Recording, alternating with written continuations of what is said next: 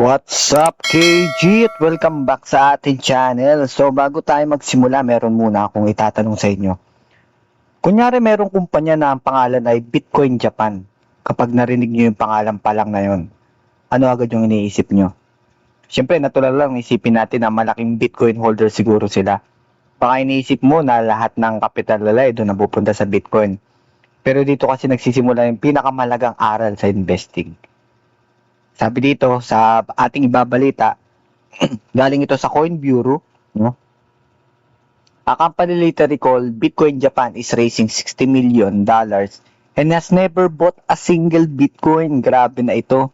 The firm plans to allocate just 7% of the raise to BTC, with the rest going to AI, rare earth mining, and robotics. Its stock fell from 36.7% on Friday after disclosing the deal could dilute shares up to 110%. Grabe, no? So, dahil dito sa kanilang announcement, no, magre-raise daw sila ng bigit kumulang na $60 million na nakakagulat, halos 7% lang yung plano nilang ilagay sa Bitcoin. Yung natitirang pondo mapupunta raw sa AI, robotics, o mga rare earth mining. Siyempre, pagkatapos naman ng nangyari doon sa balita na yun, bumagsak yung stock price nila ng halos 26.7% sa loob lang ng isang araw. Hindi to, usapan kung scam ba yung kumpanya o hindi, no? Ang mahalagang pag-uusapan natin dito is kung paano ginagamit ng ibang negosyo ang mga sikat na salita gaya ng Bitcoin, AI, blockchain, metaverse, Web3, crypto para makakuha ng atensyon at mga investor. So, bakit mahalaga yung mga pangalan, yung mga binanggit ko na yun? Sa psychology kasi ng investing, malaking bagay yung branding. Kapag narinig mo kasi yung salitang Bitcoin, AI, blockchain, quantum, Web3, automatic talaga tumataas yung curiosity ng mga tao. Ito yung tinatawag na halo effect, no?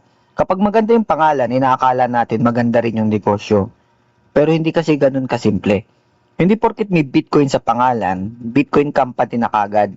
Parang may mga restaurant na naglalagay ng seafood, mga seafood house, ganun. Pero pagpasok mo, puro fried chicken pala yung binibenta. Hindi naman nagsinungaling, pero iba yung expectation ng tao. Ito yung unang nakakabahala kasi dito. Huwag bumili dahil lang sa pangalan. Ito yung mga babala, no? Maraming investor ang hindi na nagbabasa ng financial report. Hindi nila tinitingnan kung saan talaga napupunta yung pera. Ang tinitingnan lang nila may Bitcoin sa pangalan.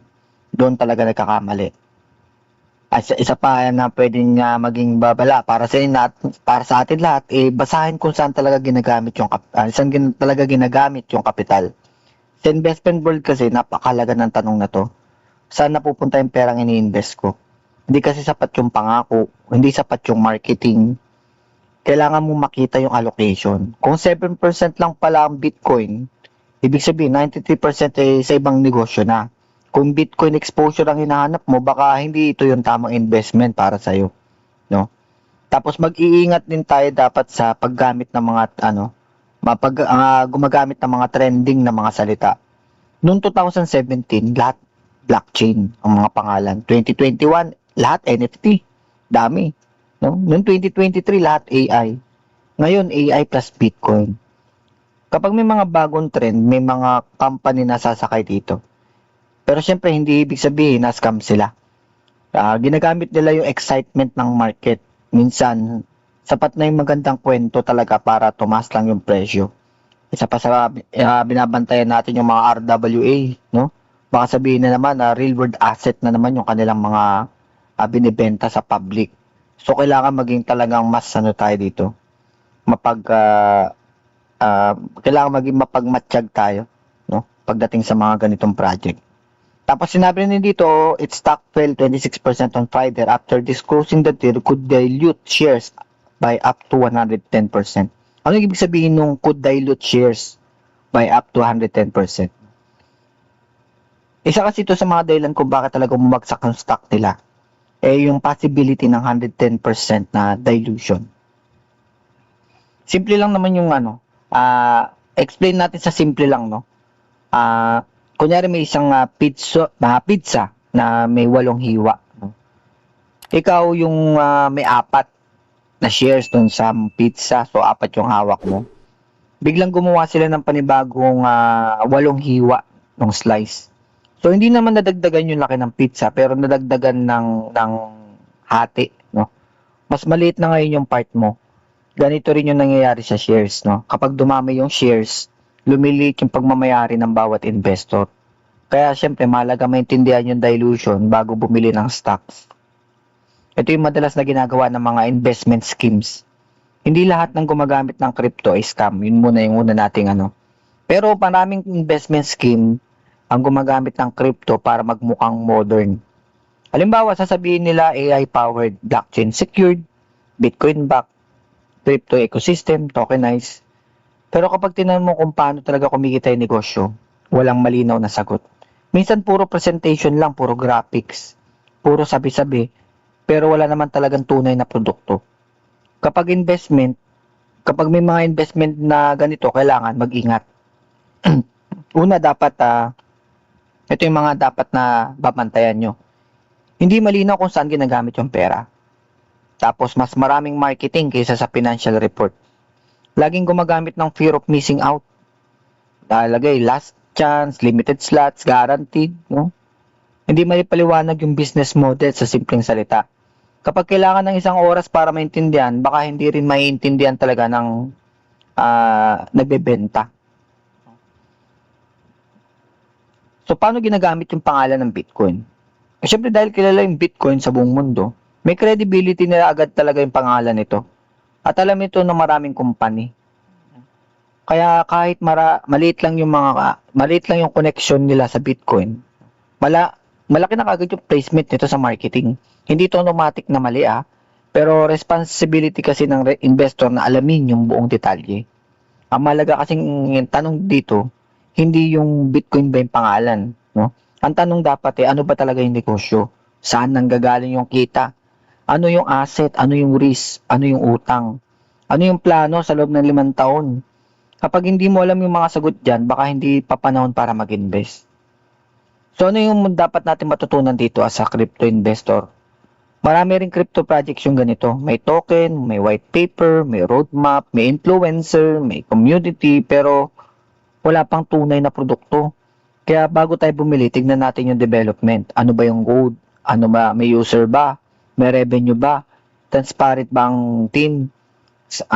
Hindi sapat yung hype lang So, paano naman natin iiwasan yung mga ganito? So, kailangan basahin talaga natin yung official list filings, no?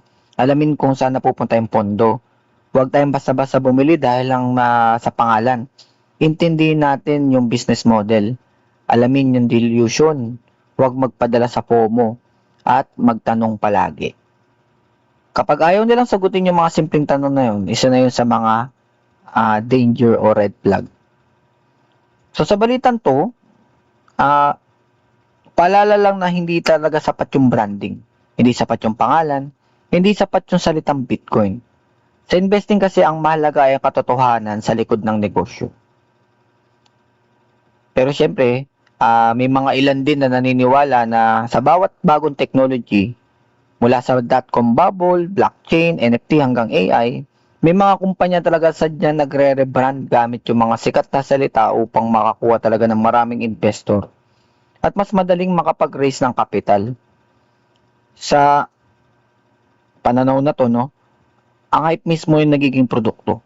Walang ebidensya na meron sila talagang ibubuga o meron talaga silang ipapakita na kung paano sila kumikita, pero ano natin yun, responsibility natin yun as investor na alamin kung para saan ba sila. Hindi tayo pwedeng basta lang hindi lang tayo basta dapat maniwala sa mga sabi-sabi or kung ano lang yung pinafront nila sa atin. No? Huminto muna. Mag-research, magbasa. At syempre, lagi natin tatandaan, ang pinakamagandang investment ay yung naiintindihan mo, hindi yung pinasikat lang sa social media or sa marketing. So yun lang, maraming salamat sa inyong lahat, sa ating mga supporters and subscribers. Thank you so much sa inyo. Saludo sa inyo mga ma'am, sir. At syempre, happy good day sa inyong lahat at happy Monday sa inyong lahat. At ayun lang, no, magkita-kita lang tayo sa arena Game on!